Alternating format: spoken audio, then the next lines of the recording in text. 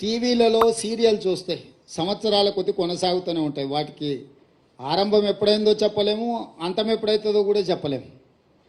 ఈ లిక్కర్ స్కామ్కు సంబంధించి కూడా కేసీఆర్ కుటుంబము, బీజేపీ ప్రభుత్వం నిరంతర ధారావాహికంగా టీవీలలో ఒక సీరియల్ను తలపించే విధంగా నాటకాలకు, డ్రామాలకు తెరలేపినరు.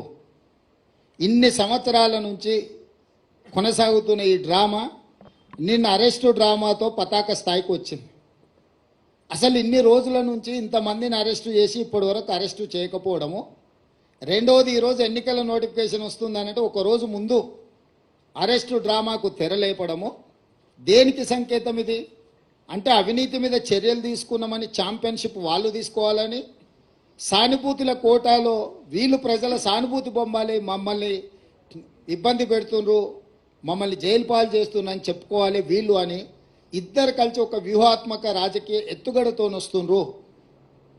ఈరోజు ఇన్ని నెలలు దాదాపుగా 2022లో మొదలైన ఈ డ్రామా 2024 మార్చ్ ఎన్నికల నోటిఫికేషన్కు ఒక రోజు ముందు అరెస్టుతో పరాకాష్ఠకు తీసుకెళ్ళిండ్రు అని అంటే ఈ డ్రామా